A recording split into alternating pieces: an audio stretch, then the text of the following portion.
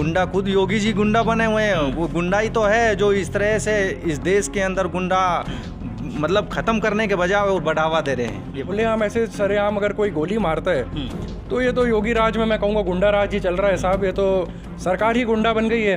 दोस्तों, हरियाणा के मेवात इलाके में आज कांग्रेस के कार्यकर्ताओं द्वारा लोकतंत्र बचाओ एक कार्यक्रम का आयोजन किया गया है।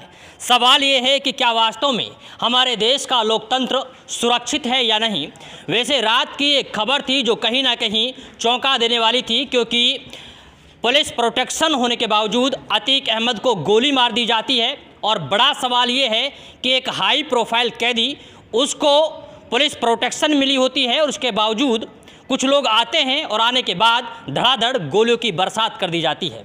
अब वहीं जब कांग्रेस का ये लोकतंत्र बचाओ कार्यक्रम है, प्रोग्राम है, इनसे जानने की कोशिश करेंगे कि आखिरकार अतीक अहमद और उनके भाई अशरफ को जो गोली मारी गई है, क्या वास्तव में ऐसे में लोकतंत्र सुरक्षित रहेगा या नहीं।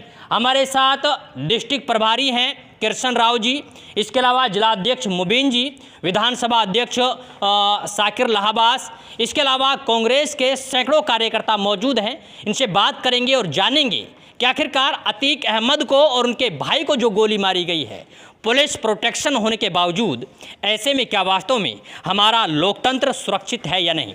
कृष्ण जी, ये बताइए कि रात की वीडियो आप लोगों ने देखी होंगी, सोशल मीडिया पर, टीवी चैनल्स पर, अखबार में लगातार चर्चाएं बटोर रही हैं। और बड़ा सवाल ये है अपने आप में कि लोकतंत्र को कैसे सुरक्षित माना जाए जब एक हाई प्रोफाइल कैदी पुलिस प्रोटेक्शन में होता है और उसके बाद कुछ लोग आते हैं और धड़ाधड़ गोली मार देते हैं। कैसे देखते हैं इस पूरे मामले को।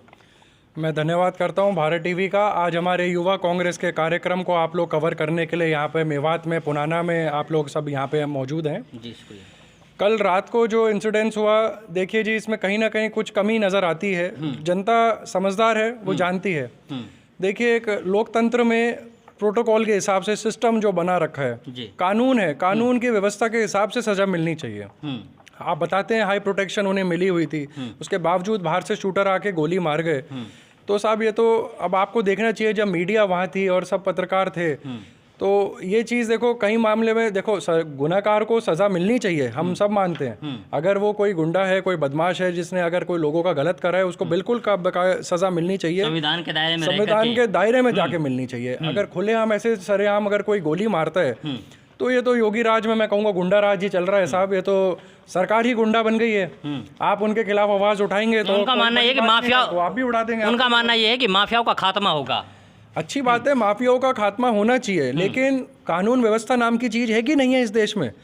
आप कोई भी जनता अगर आवाज उठाती है, आज हमारे नेताओं को देखिए, राहुल गांधी जी ने आवाज उठाई, मोदी जी से कुछ सवाल पूछे तो उनकी साहब मानहानि का केस लगा के उनकी अपनी सदस्यता रद्द कर दी और उन्हें 2 साल की सजा दे दी।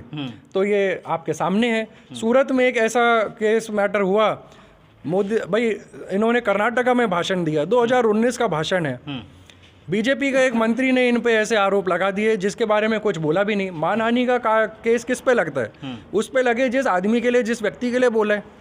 भाई इन्होंने तो एक, आप पूरा भाषण तो सुनिए, राहुल जी ने क्या कहा, जो बोला उसको तो देखा नहीं गया, नज़रअंदाज करके उसको जो केस था उस पर स्टे मिला पहले 2020 में।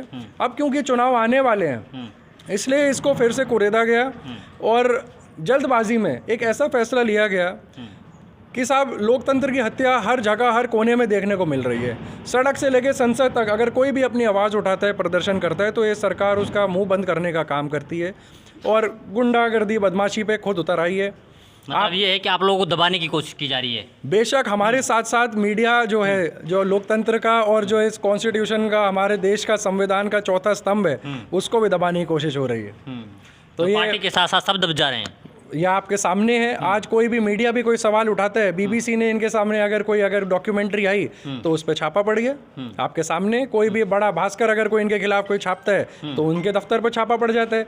कल को आप हमारे साथ आवाज उठाएंगे और दिल से आवाज उठाएंगे, कोई बड़ी बात नहीं, कल को आपके भी छापा पड़ जाए साहब। तो मतलब आपका कहना ये है कि अगर कोई इनके खिलाफ बोलेगा तो फिर उसे कुचल दिया जाएगा, उसे कुचल दिया जाएगा, उसे जेल का रास्ता दिखाया जाएगा, उसकी जुबान पर ताला लगा दिया जाएगा।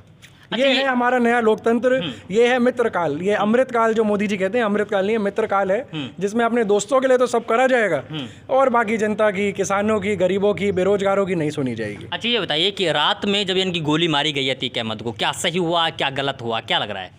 साहब ऐसा है, अतीक अहमद जी को सज़ा मिलनी चाहिए थी, हम लोग सब इस चीज़ को मानते हैं, लेकिन कानून के दायरे में जाके अगर मिलती और अगर कोर्ट कोई फैसला सुनाता, उन्हें अगर भाई सज़ा मिलती, सूली पर चढ़ाना होता, तो हम सब साथ हैं। ये कहाँ का बदमाशी है, कहाँ का न्याय है कि भाई आप सरेआम फुल प्रोटेक्शन में आप कोर्ट से जा रहे हैं, मीडिया से बात कर रहे हैं, आए दिन कोई भी बीच में आके कोई शार्प शूटर 2 गोलियां मार देता है, तो ऐसी प्रोटेक्शन, ऐसी सिक्योरिटी का क्या करें? चलिए ये आपने देखा कि भाई आए शूटर आए बाहर से धड़ाधड़ गोली मार गई। अच्छा ऐसा में क्या होना चाहिए था? अच्छा क्या होना चाहिए था शूटरों के साथ में? साहब इनको बिल्कुल इनको सजा मिलनी चाहिए। आप किसी की जान ले रहे हैं, अतीक अहमद और इन गुंडों में क्या कमी रह गई, क्या फर्क रह गया? जो गोली और बदमाशी वो करा करता था वो इन्होंने करी। वो तो पुलिस को भी गोली मार सकते थे, पुलिस को भी मार सकते हैं, कल को तो योगी जी के भी जान को खतरा है, हम तो उनके लिए भी चिंता करते हैं, हम तो मोदी जी को लेके भी चिंता करते हैं। कल को कोई बड़ी बात नहीं है, अगर ऐसे गुंडागर्दी फैलती रही तो हमें तो अपने प्रधानमंत्री की भी चिंता है। अच्छा अब क्या एक्शन होना चाहिए उन शूटरों के ऊपर जिन्होंने गोली मार दी?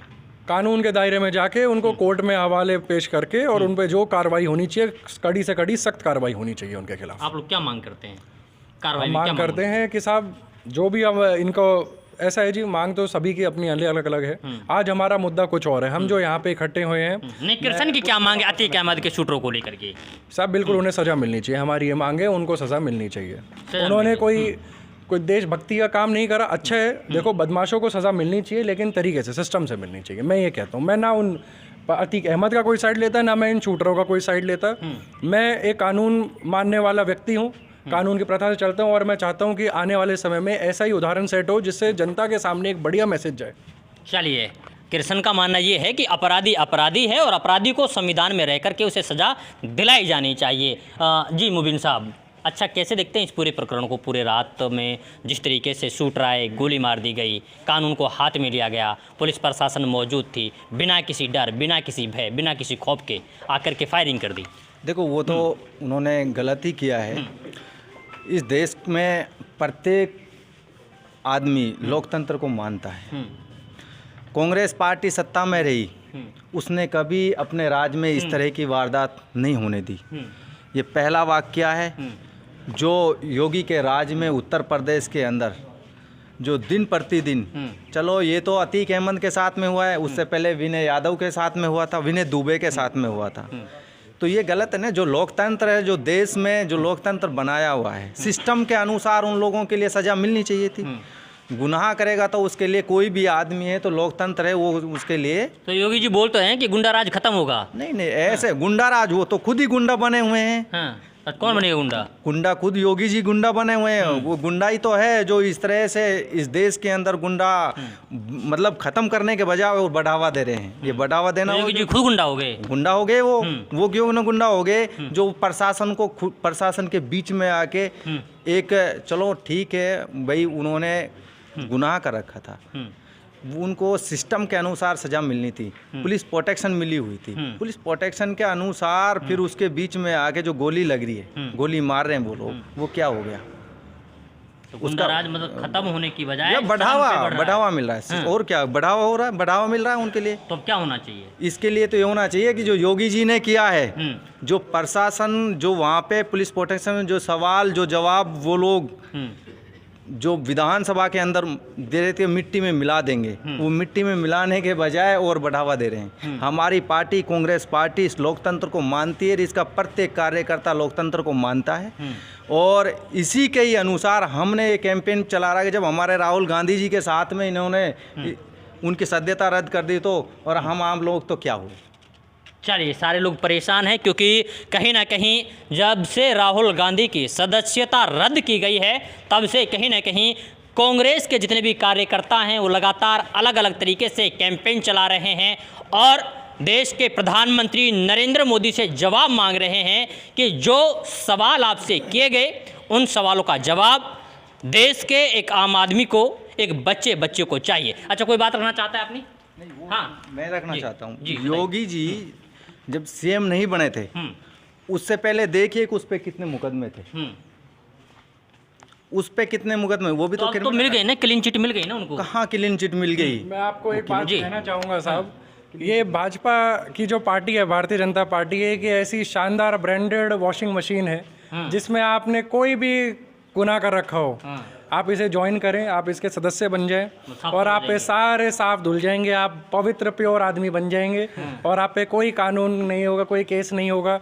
ऐसे कई उदाहरण हैं। हेमंत बिस्वा जी को आप जानते हैं, आज हमारे असम के मुख्यमंत्री हैं, उनके पे जो केस थे उनका क्या हुआ।